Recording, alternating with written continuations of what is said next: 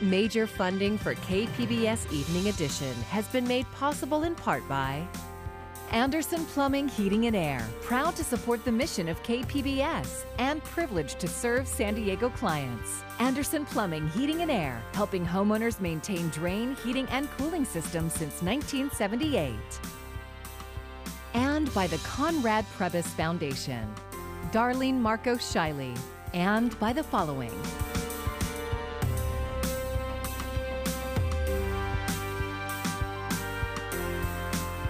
And by viewers like you. Thank you.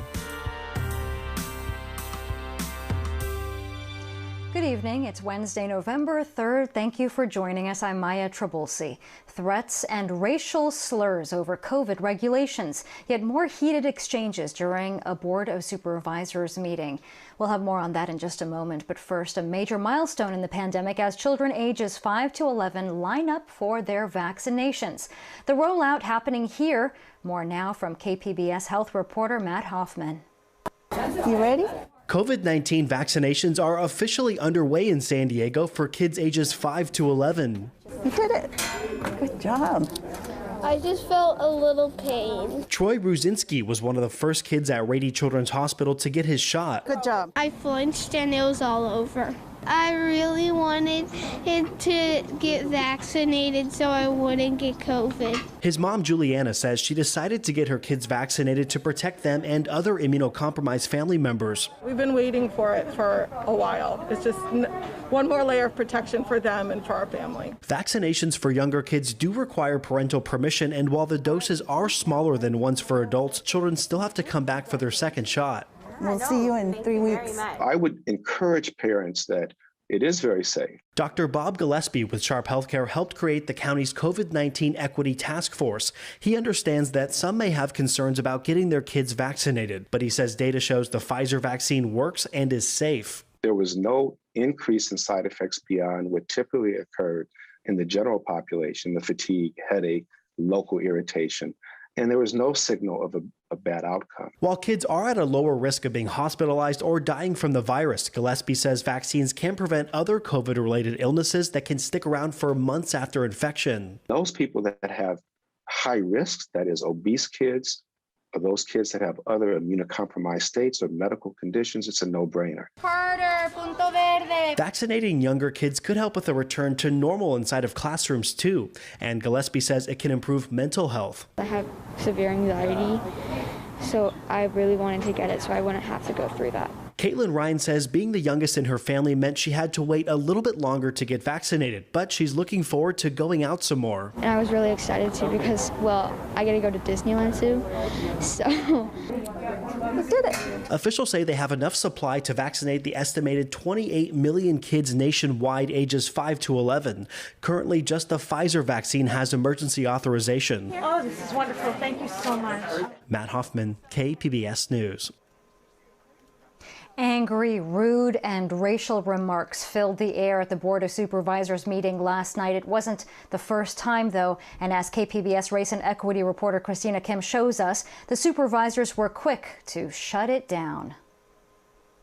More than 60 mostly anti-vaccine speakers gave public comment ahead of the supervisors' vote to continue requiring vaccine mandates for county employees. And as has become increasingly common, many of the comments took an accusatory tone against the supervisors. Today, I present my version of a theatrical performance, since we have to watch you guys in your theatrics week after week. Jason Robo, ladies, gentlemen, traders. But things quickly turned ugly when Jason Robo, an aspiring comedian who claims to have gone to high school in San Diego, threatened several of the supervisors. He also called County Public Health Officer Dr. Wilma Wooten a racist slur by referring to her as Aunt Jemima. Dr. Wooten is a black woman. Supervisor Nora Vargas immediately put a stop to it. You are not allowed to say that to her. You are not allowed to say that to her. I can't say that you're a fat piece of shit. All you want, but you are not allowed to say that. Oh, no. No, I'm they actually sorry. responded. Let's have a dialogue. The chair is not here. I'm going to ask you to apologize to her. No. Aunt Jemima was the Quaker logo based on the racist stereotype of the so-called mammy figure, an enslaved black woman who takes care of white families. Quakers stopped using the name and logo last year amidst the country's racial reckoning. Ahead of the vote, Chair Nathan Fletcher removed someone from the chamber for continuing to interrupt other speakers and admonished the crowd's behavior. The First Amendment affords people the right to come down and say anything that they want to say, even if it's untrue, even if it's vulgar, even if it's profane. But so much of what these meetings have devolved into is this type of sport or game to see how vulgar or outrageous or offensive you can be. Vargas followed by underscoring that the supervisors have already declared racism as a public health crisis and will not tolerate it in the meetings. I absolutely believe that people have a right to come and speak. And as an elected official, I can take your names. Call me fat, call me whatever you want. But I will not tolerate racism. Particularly, I will not tolerate anti-Blackness. The comments today are hate speech, not free speech, and that needs to stop. Christina Kim, KPBS News. Businesses along the border have been waiting for the moment that finally comes on Monday. The San Ysidro Port of Entry is preparing for border restrictions to be lifted, allowing fully vaccinated foreigners to cross into the U.S. But what can travelers expect once that happens? KPBS reporter Alexandra Rangel has more. Si no tienen prueba de vacuna, no van a poder cruzar.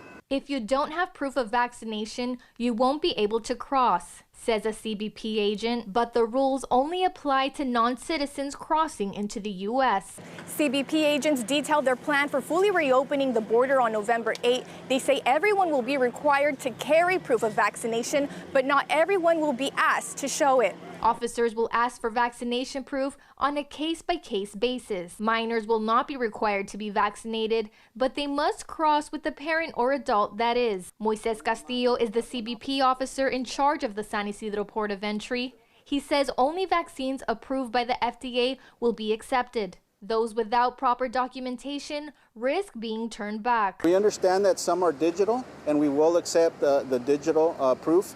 And of course, if it's on paper and they have it on them, we will also accept that. He says a photo of a vaccine card will also be accepted. We are expecting heavy travel on that day, actually for the next few weeks. So we are expecting, and we're letting you know that there will be high wait times during those times. Castillo says staffing at the Port of Entry is almost back to pre-COVID levels, but the pedestrian crossing called Ped West will remain closed. We found it more efficient to open Ped East fully.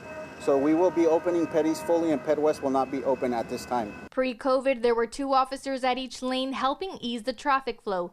But Castillo says each lane will continue to have 1 officer only, which presents the risk of long lines of traffic. When asked what the reasoning behind the decision was, he said, It's several factors, but at this time we're not looking at putting officers and 2 booths on every lane. CBP agents say those traveling to the U.S. for non-essential reasons should avoid crossing during peak hours to alleviate wait times. Alexandra Rangel, KPBS News. The Oceanside Unified School District is tossing out a controversial proposal for consolidating and closing some of its schools. Instead, the board voted unanimously to move forward with the rebuild of Reynolds Elementary and modernization of Surfside Academy. The original proposals would have impacted schools serving a large number of Latino families, including Libby Lake Elementary. Parents rallied ahead of the meeting. We were all ecstatic. We were cheering, yelling. It just showed all the hard work and the unity that the Latino community coming together. Parents believe the board voted against the closures and consolidations after many of them spoke up. More details on the repairs of Reynolds Elementary and Surfside Academy will be discussed at a later board meeting.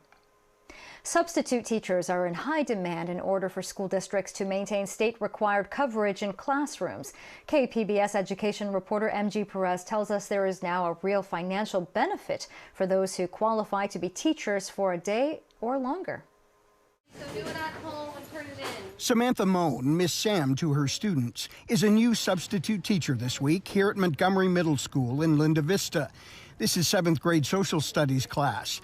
It's a long way from the law firm job she used to have. The COVID-19 pandemic left her wanting more for her future.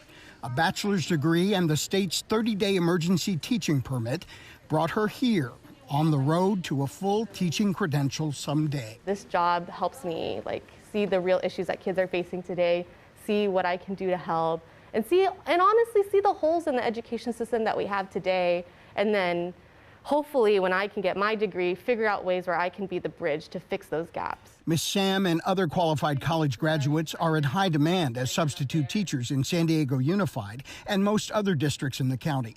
COVID confusion and uncertainty has emptied the teaching pool.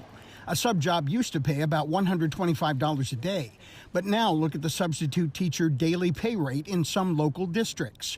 San Diego Unified starts at $172 a day, up to $285 a day for a long-term resident sub. In the Escondido Union High School District and Poway Unified School District, the pay rate is $180 to $200 daily. And in the San Ysidro District, the pay is at a high of $225 to $285 a day. We're all looking for substitute teachers, bus drivers, paraeducators, those folks who work directly with our students.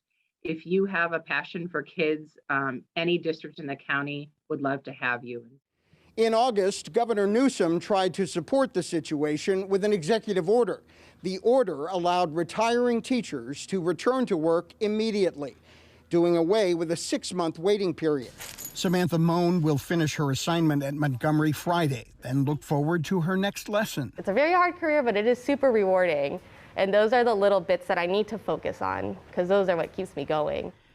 School districts look forward to many more substitutes willing to trudge this road of education. MG Perez, KPBS News. For the first time in more than a decade, the Supreme Court is hearing arguments on a significant Second Amendment case. It's about a gun law in New York that requires a resident to prove they face a special or unique danger to their life in order to get a license to carry a concealed pistol or revolver outside of their homes. The case was brought forward by an affiliate of the National Rifle Association. It argues the law makes it almost impossible for an ordinary citizen to obtain a license because the standard is so broad and left to the discretion of the licensing officer. 5 other states, including California, have similar regulations. Republicans are celebrating a win, possibly a second, in key governors' races, while Democrats notch some historic mayoral wins in some of the nation's biggest cities. Chris Nguyen breaks it down. Across the country, Democrats are analyzing their results in key races that many view as a preview of the 2022 midterm. On day one, we're going to work. We're going to restore excellence in our schools. In the Virginia governor's race, Republican business executive Glenn Youngkin with a decisive victory over former Democratic Governor Terry McAuliffe. The blame game already beginning, with Virginia Senator Tim Kaine placing it on congressional Democrats. You got to be able to make a deal and deliver results. They want more results, and we got to deliver because we are the majority and they expect us to deliver. In New Jersey, in a race still too close to call, Phil Murphy seeking to become the first Democratic incumbent governor to win re-election in that state in more than 40 years. There were some bright spots for the Democrats, with Michelle Wu becoming the first woman and person of color to be elected as mayor of Boston. Between tackling big problems with bold solutions and filling our potholes. To make change at scale and at street level. We deserve both. And with many concerned about the economy and the pandemic, newly elected officials are now trying to navigate a path forward. You have to get stuff done. And the reality is to continue to debate after the election is just a failing solution for the people on the ground. In Washington, Chris Nguyen, KPBS News. Ty Hooms, whose checkered professional history was the subject of an iNewsSource investigation earlier this year, appears to have lost his bid to rejoin the San Diego School Board. Unofficial election results show the one-time trustee was defeated by opponent Julie Bronstein, who took nearly 60% of the vote. 1,000 votes still remain to be tallied out of more than 6,000 that were cast. Meanwhile, voters in La Mesa picked a new city council member after Akilah Weber was elected to fill her mother Shirley Weber's 79th Assembly District seat. Laura Lothian is leading with 39% of the vote. The next closest candidate is Patricia Dillard with 20%. Around 2,000 ballots out of more than 7,000 still need to be processed. San Diego County's contact tracing program was envisioned as a pillar in the fight to stop the spread of COVID-19. The idea was to identify people who had been exposed to COVID-19 and then notify them so they could quarantine. KPBS investigative reporter Claire Tregesser looks into how the county's program actually worked. It was the early days of the pandemic, and Jessica wanted to do something, anything to help. So she jumped at the chance to be a case investigator for San Diego County's contact tracing program. It was a pretty steep learning curve. We were thrown into the mix within just a few days of training. But after a few days of pretty rigorous training, I would say that I caught on pretty quickly. KPBS is not using Jessica's real name and has distorted her voice to protect her livelihood. She is part of a contact tracing program that at one point employed nearly 1,000 people and has so far cost the county millions. Despite this commitment, it became clear within months that it wasn't nearly enough to stop the spread. During the summer surge of 2020, just 11% of people with COVID-19 were being contacted by a case investigator within a day, far short of the county's goal of 70%. Now, more than 18 months into the pandemic, experts are looking back on the program to examine how it could have been changed to be more effective. Rebecca Fielding Miller is an epidemiologist at UC San Diego. Contact tracing is the most useful when you think of it as putting out flare-ups rather than dealing with a wildfire. So in the very beginning, February, March, April, it was really important to catch those flare-ups as quick as we could. But of course, it was hard with how hard it was to get a test and how long the turnaround was. I think when we got into the real peak of it, you could not tamp down that wildfire with case investigation and contact tracing. County officials would not agree to be interviewed for this story, but county spokesman Michael Workman insisted in emailed responses to questions that the program is worthwhile.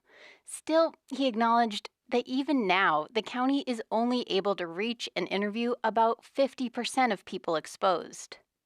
Jessica feels her work has made a difference, but the job has taken a significant toll on her mental health, especially since the COVID vaccine became available and the virus became even more politicized.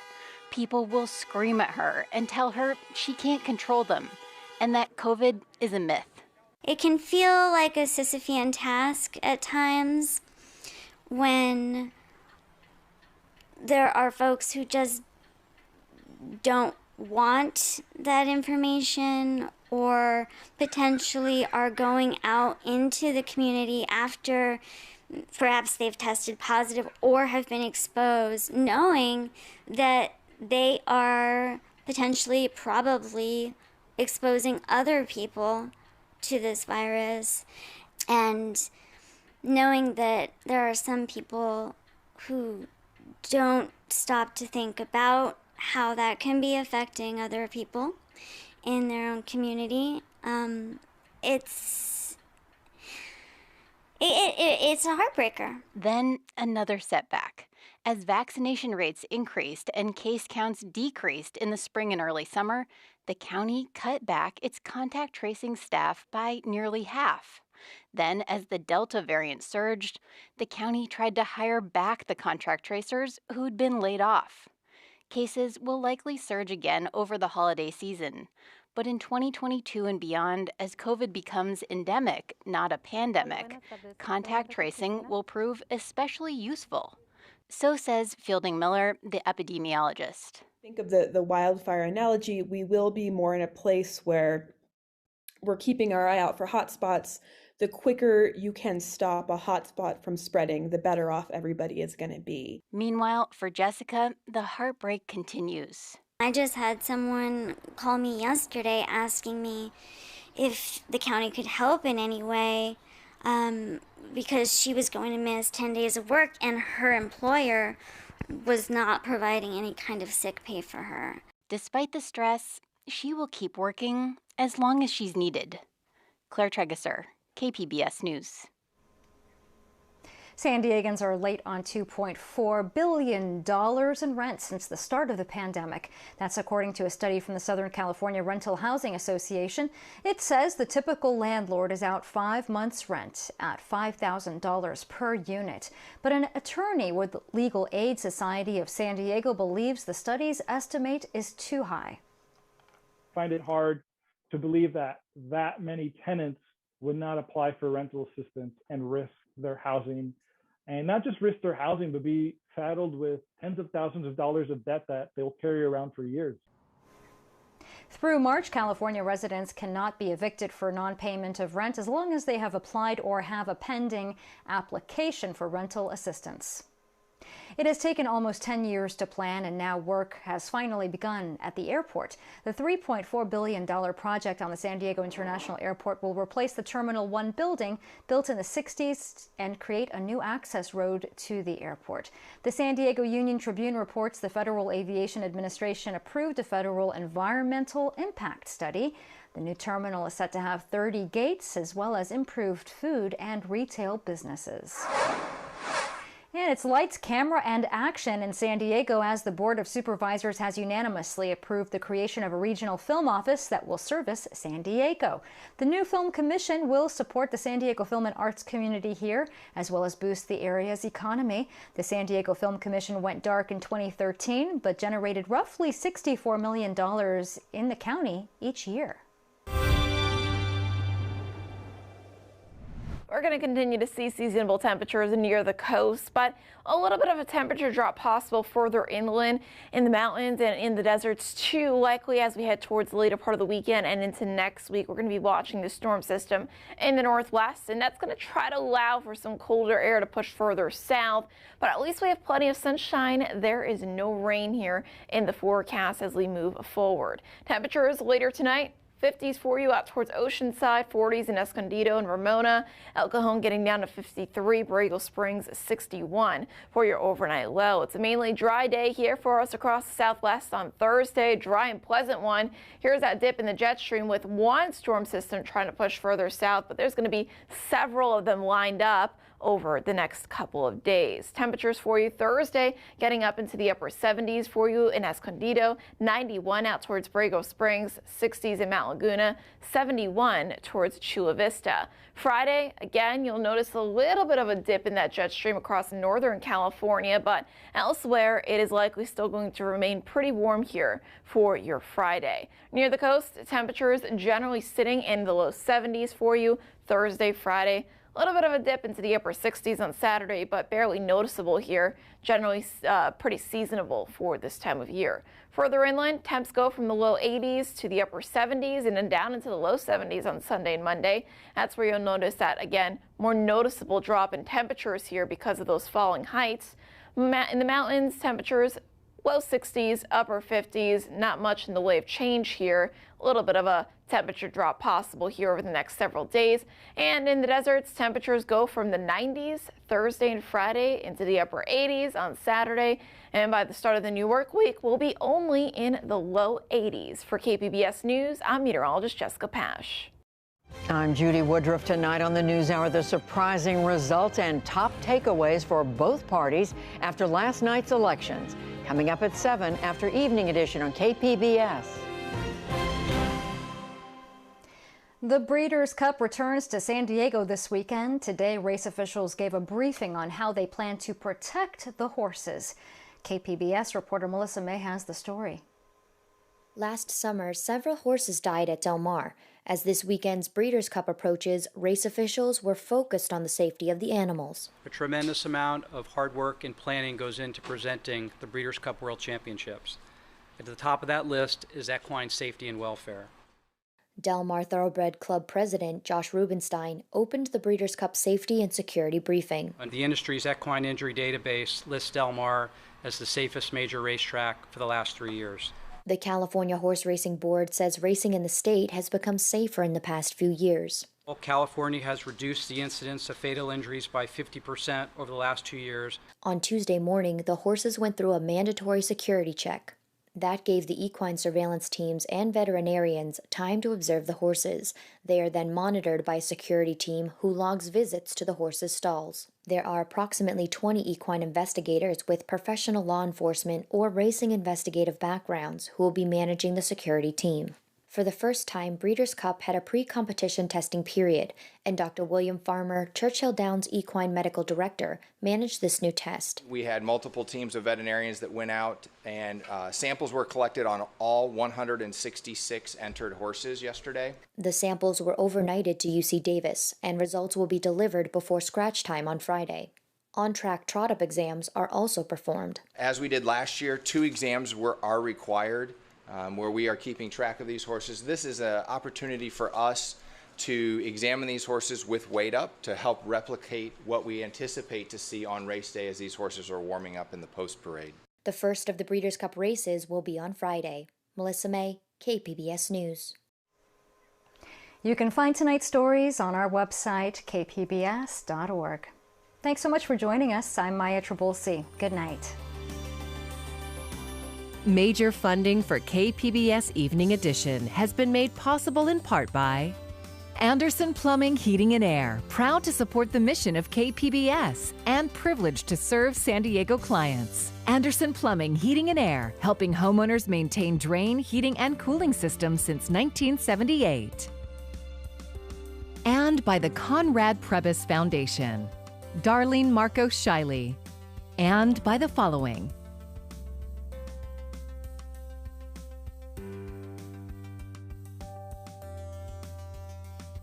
and by viewers like you.